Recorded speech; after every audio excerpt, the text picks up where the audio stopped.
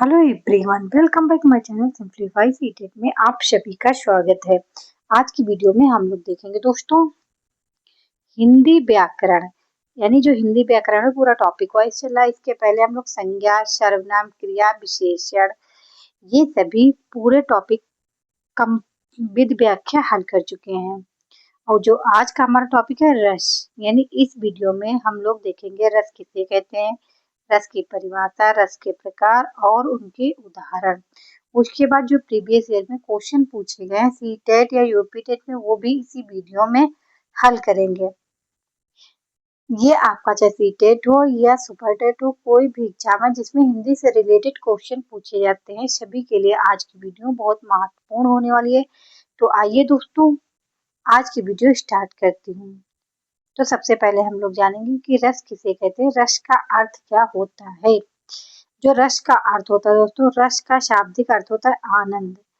काव्य को पढ़ने या सुनने से जिस आनंद की अनुभूति होती है उसे रस कहा जाता है। यानी जैसे हम लोग कोई काव्य या कविता कुछ भी पढ़ते हैं, उससे जो हमें मतलब रस मिलता है उसी को, और जो आनंद आता है हमें पढ़ने में खुशी मिलती है, उसी को रस कहते हैं। रस का अर्थ स्रा धातु से माना गया है, जिसका अर्थ होता है जो वह बहता है, जिस भाव से रूप में हृदय से बहता है उसी को रस कहते हैं। रस को काव्य की आत्मा यानी प्राण माना जाता है। जब तक किसी चीज में रस नहीं होगा तब तक उसे आनंद ही नहीं आएगा पढ़ने में। इसीलिए रस को काव्य की आत्मा या प्राण कहा जाता है। रस की उत्पत्ति सबसे पहले परिभाषित करने का श्रेय भरत मुनि को जाता है। जैसे आचार्य भरत मुनि ने रस की निष्पत्ति का मुख्य सूत्र इस प्रकार दिया है, विभाव अनुभाव व्यभिचारी संयोग और रद्राक्ष निष्पत्ति, अर्थात विभाव भाव उत्पन्न करने के साधन, अनुभाव पात्रों की चेष्टाएं, व्यभिचारी अनेकानेक भाव और भावों के संयोग से रस की निष्पत्ति होती है। ये इनका जो श्लोक है दोस्तों, ये बहुत इम्पोर्टेंट है, इसीलिए ये आप लोग रट लोगे तो आप लोगों को इसमें इनके कुछ याद करने की जरूरत नहीं पड़ेगी। इसीलिए इनका ये सूत्र बहुत इम्पोर्टेंट है। इन्होंने अपने नाट्य शास्त्र में रस के 8 प्रकारों का वर्णन किया है। यदि भरत मुनि के अनुसार पूछे कि भरत मुनि के अनुसार रसों की संख्या कितनी है, 8। यदि सामान्य पूछे तो 9 है। ओके, तो इसमें आप लोग कंफ्यूज मत होना। जिस प्रकार से ऑप्शन हो, क्वेश्चन देखना, फिर उसके बाद ऑप्शन देखना, ऑप्शन के अनुसार आंसर देना कि क्वेश्चन क्या पूछ रहा है। रस 9 प्रकार के होते हैं हिंदी में। भरत मुनि के अनुसार रसों की संख्या 8 है। इन्होंने शांत रस को नहीं माना है। सूरदास के अनुसार कुल रस 10 है। यदि सूरदास के अनुसार पूछे तो 10 है, भरत मुनि के अनुसार 8 है, और सामान्य रस पूछे तो 9 है। जिसे 9वां रस कौन सा है, शांत रस। और 10वां जो है सूरदास के अनुसार वात्सल्य रस, और जो 11वां है रस भक्ति। कैसे भी क्वेश्चन तोड़ मरोड़ के कैसे भी पूछे, आप लोगों को आंसर पता होना चाहिए। ओके, अब देखिए रस की परिभाषा मैं पहले ऊपर बता चुकी हूँ, लेकिन एक बार और बता रही हूँ। रस की परिभाषा, काव्य को पढ़ने या सुनने से जिस आनंद की अनुभूति होती है उसे रस कहते हैं। रस के अंग कितने होते हैं, स्थायी भाव।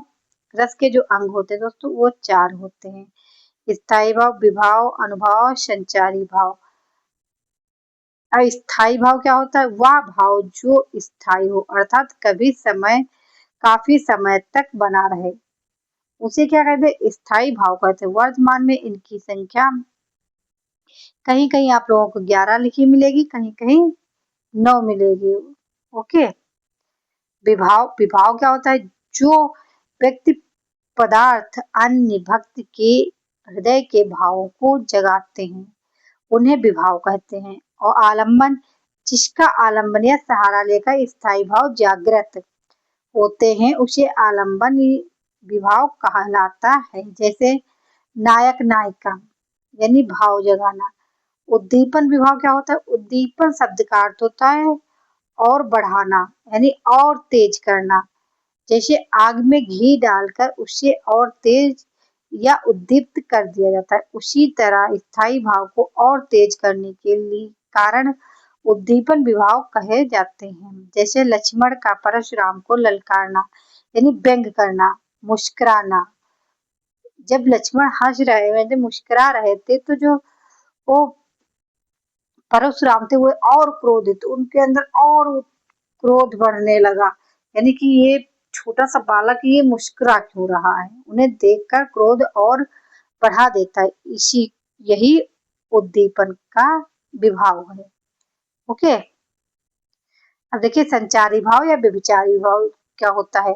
मन में कुछ समय के लिए उत्पन्न होने वाला भाव व्यभिचारी भाव होता है। ये भाव स्थायी भावों के साथ कुछ समय के लिए उत्पन्न होते हैं और फिर चले जाते हैं। संचारी भावों की संख्या 33 यानी 33 मानी जाती है। उदाहरण निर्वेद, ग्लानि, शंका, मद, श्रम, आलस्य, दैन्य, चिंता, मोह आदि। ये सब क्या है? इनके उदाहरण हैं। इनकी संख्या आप लोगों को पता चल गई कितनी संख्या होती है। आप देखिए रस और उनके स्थायी भाव। रस कौन से? रस ये हैं, इधर के रस हैं, ये स्थायी भाव है। श्रृंगार रस का स्थायी भाव रति है, हास्य का हास है, रौद्र का क्रोध है, करुण का शोक है दोस्तों, वीर रस का उत्साह, अद्भुत आश्चर्य जिसे विस्मय बोलते हैं, विभस जुगुप्सा जिसे घृणा बोलते हैं, भयानक भय, शांत निर्वेद निर्वेद, वात्सल्य वात्सल्यता, भक्ति अनुराग। ये 9 प्रकार के यानी 8 प्रकार के रस हो गए।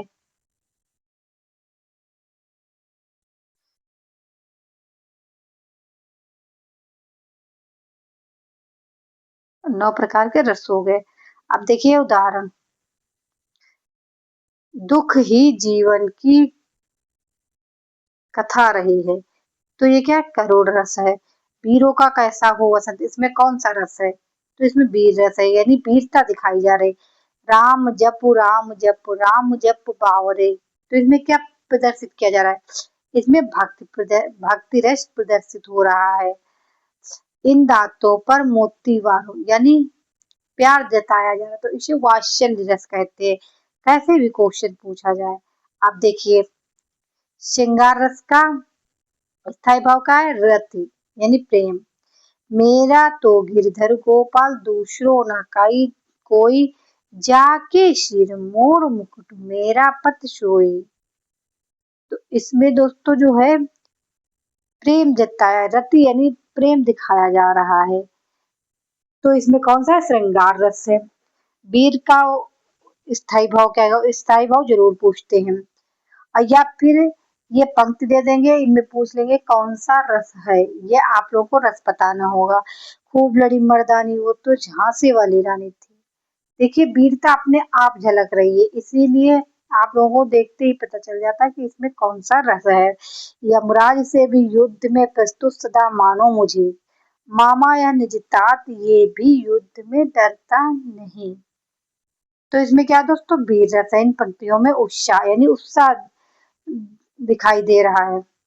करुण यानी शोक दुख, इसका जो स्थायी भाव है करुण का वो शोक है। जिस बच्ची ने कुछ नहीं पाया था, क्रूर हाथी ने अभी उसे रुलाया था, ए मेरे वतन के लोगों जरा आंख में भर लो पानी। तो इसमें देखिए दुख ऑटोमेटिक प्रकट हो रहा है, तो इसमें आप लोग देखते ही पंक्तियां पता चल जाता है कि इसमें करुण रस यानी शोक प्रकट हो रहा है। हाथी, हाथी जैसी देह, गैंडे जैसी खाल, तरबूज जैसी खोपड़ी, खरबूजे जैसी गाल। तो इसमें हंसी आ रही है, यानी इन पंक्तियों को पढ़ते हुए हंसी आ रही, इसीलिए हास्य। स्थायी भाव रौद्र यानी क्रोध, खून उसको खून उसका उबल रहा था, मनुष्य से दैत्य में बदल रहा था, यानी क्रोध आ रहा था उसे, रौद्र।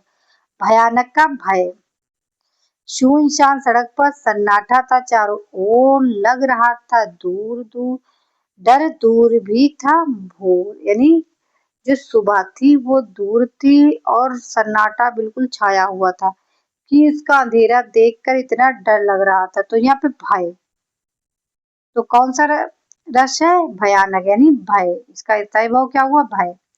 विभत्स यानी जुगुप्सा, गिद्ध और चील मर्रा रहे थे और चूहे को तड़पा रहे थे। तो इसमें देख के जुगुप्सा ने घृणा पैदा हो रही है इसको देख के।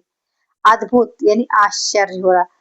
अखिल भुवन चर अचर सब, हरि मुख में लिख मातु, चकित भई गद गद वचना, विकसित द्रग पुलकातु। तो इसमें क्या आश्चर्य हो रहा है? देखिए, जब आप लोग एक बार रिवाइज कर पढ़ लेंगे, उसके बाद एक बार रिवाइज कर लेंगे और फिर जब क्वेश्चन आएगा, तो जब आप लोगों के सामने आएगा तो आप लोग पता चल जाएगा कि इसमें इन पंक्तियों में कौन सा रस है, और सभी के स्थायी भाव भी आप लोगों को याद हो जाएंगे।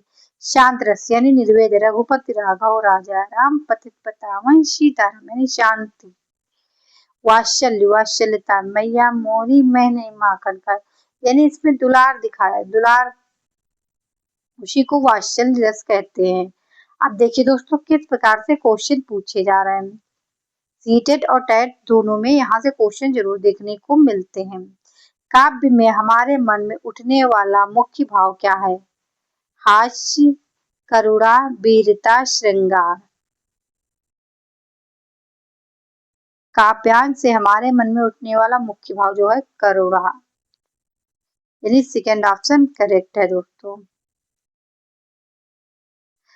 एक और अजगर लखी, एक और मृगराज, बिकल बटोही बीची, पर्यो मूर्छा खाए।